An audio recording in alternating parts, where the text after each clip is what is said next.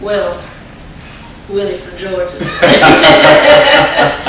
I appreciate you for joining me again, this time to talk about Black fatherhood. Because I see you got your little girl. How old is she? She's 6. She just turned 6 in January. She's 6. Okay. So for those who haven't seen it, Willie joined me on previous podcasts discussing his business, Fit Gods. But now he's here to talk to me about his role as a father. And I want to talk about, let's start with the history of it. So what was your experience with fatherhood, i.e. your father as a child? What was that like? My experience was pretty toxic. Him and my mom really didn't get along. Of course, I was in the house with her. He lived about an hour and a half away outside of Atlanta in Augusta, a city called Augusta. That's where my family's from. They didn't have the best co-parenting ship as I was growing. So I seen a lot of fights, a lot of bickering, a lot of trash talking. My mom would say stuff about him, and then when I'm with him, he'll say stuff about her. So I experienced that a lot as a kid. It was very dark. So as I got to college/adulthood, I always told myself that whenever I have a child, or if I have a child with someone that we end up not working out. Not saying that that's what I wanted, but just being realistic, saying we don't end up working out like how my mom and my dad did. I'm not going to be how I was. I'm not going to be resentful to my child's mom. I'm going to always have love for her. I'm going to always make sure she's straight, or my daughter or son straight. In this case, my daughter. So now me and her mom, we have a good co-parenting ship, whatever the case you want to call it. Of course, we have our history as well. It wasn't always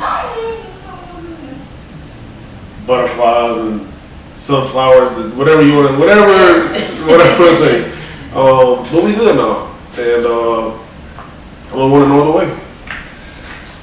That's what's up. Why was it important for you to put the effort in to have at least a cordial relationship with your daughter's mom, for the sake of your daughter? Because a lot of people, they just think about themselves, they don't really think about the child, but you actually put the effort in to fix that relationship. So why was that important for you? I think it was important because, like I said, just going off of what I experienced as I was growing up with my parents, I didn't want my daughter to see that.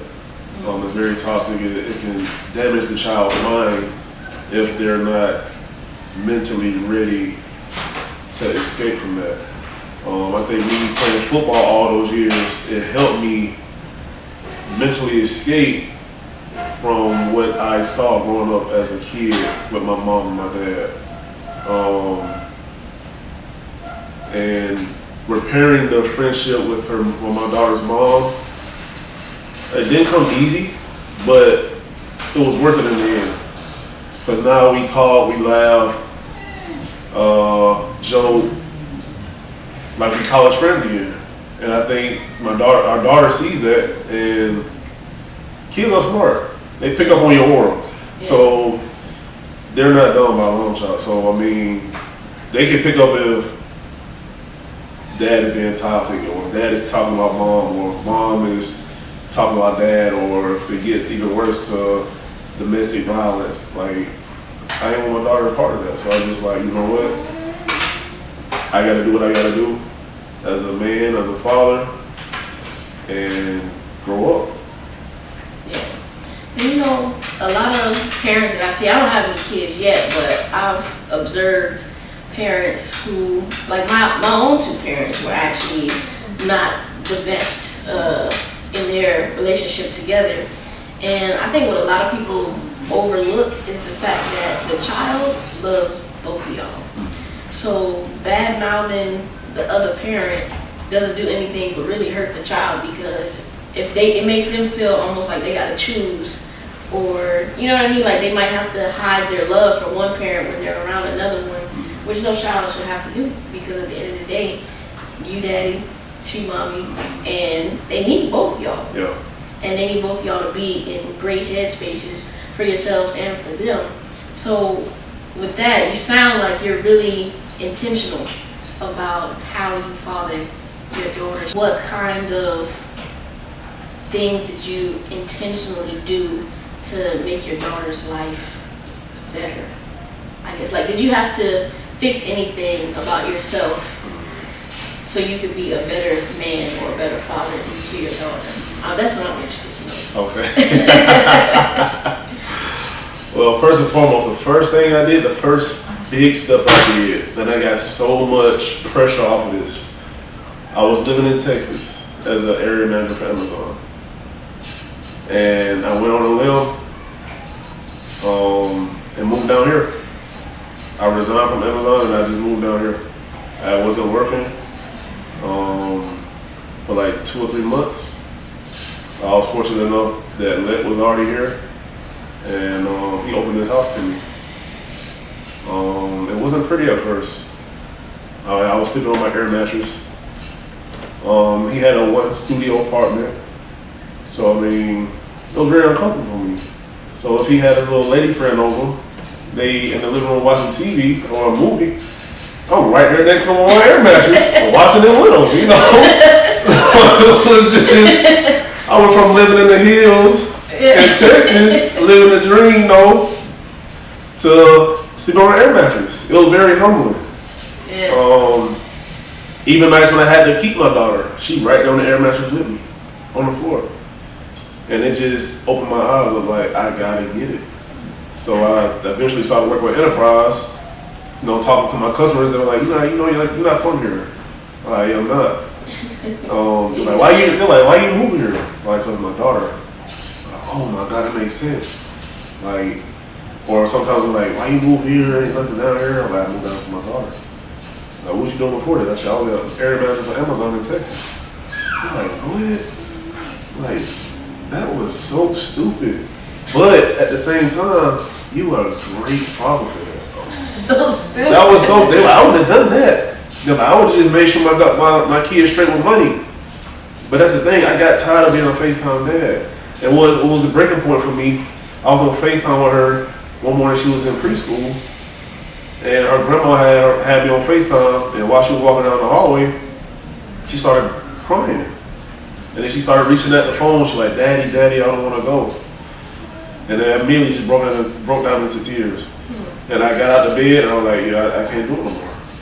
So I just resigned from Amazon and moved down here so I can be with her and have access to her whenever, instead of just catching a flight for holidays to see her. I can see her whenever I want now.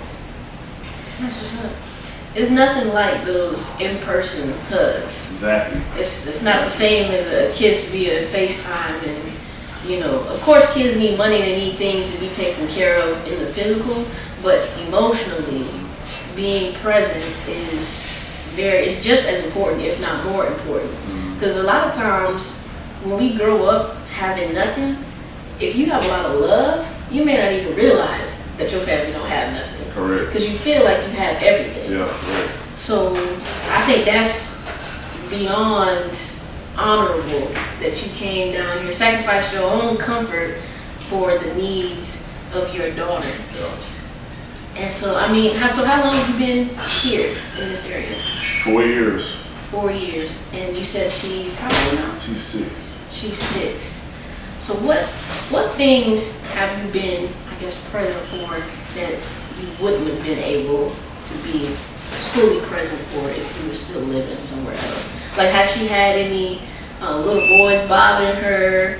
No, none of that. Not yet. And I can't wait for that to come. I'm ready to run some little boys off. I'm ready. But I think the first thing that made me realize, like, damn, I want to sing that. Again, I was staying with Lit, and I had my clothes hanging up in his other closet. He had multiple closets, so I had myself in a closet. And she had me, I had her one night, so the next morning I'm getting ready for work. And she just pointing at stuff and naming what it is. So the last thing she said, she pointed at it and said, "Daddy." I said, "Huh?"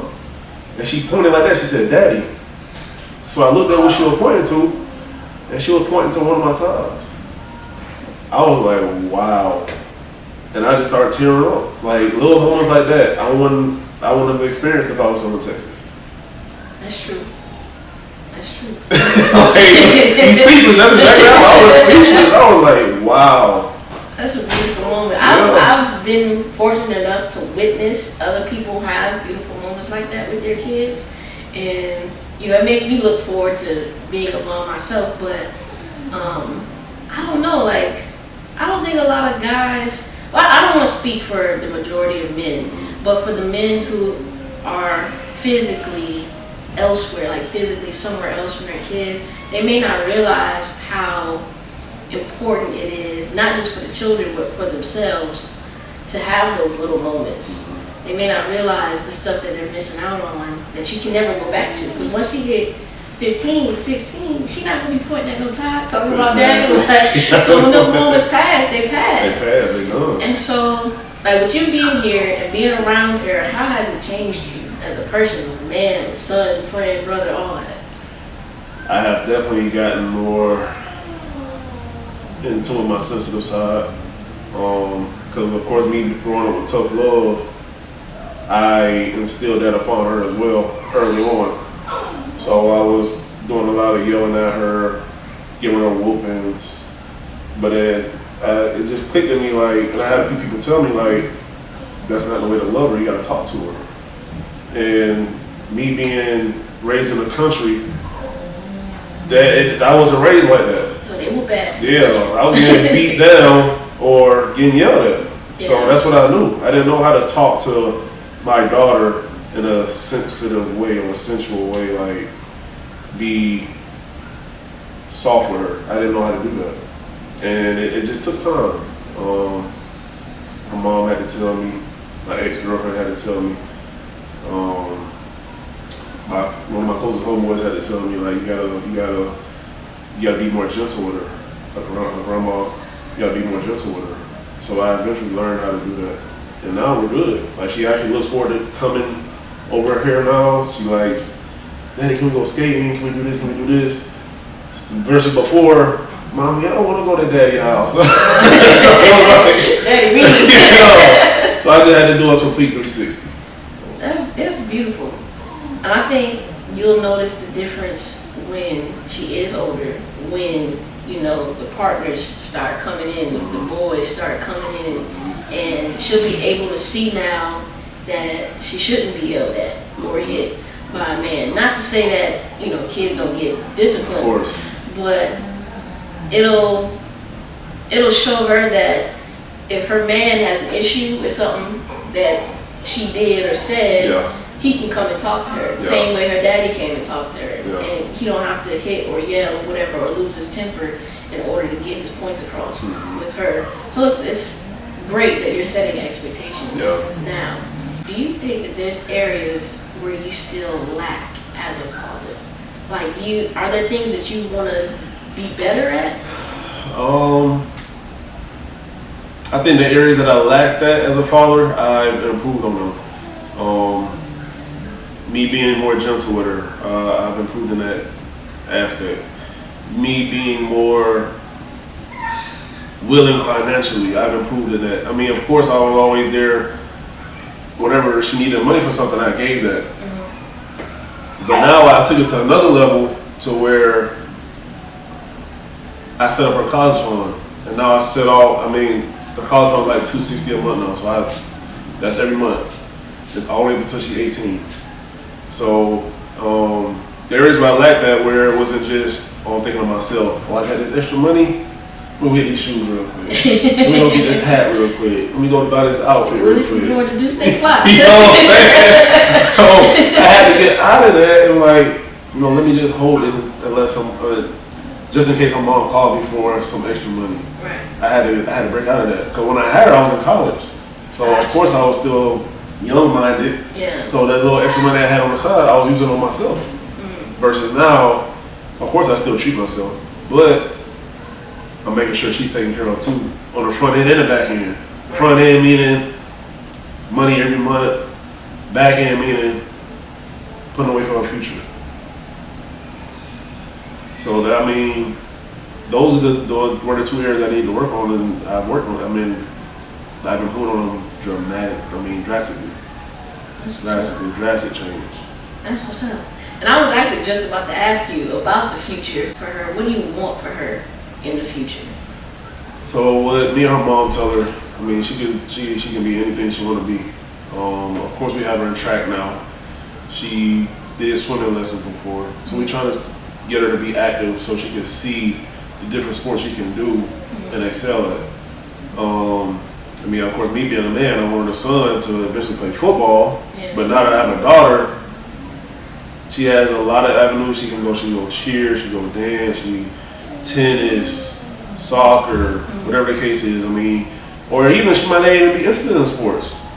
That's why we're hard on her in school as well. So if she don't want to play sports, she can be a doctor, a dentist, or an entrepreneur, whatever the case is. Whatever she want to do, I'm gonna make sure I push her to be the best she can be.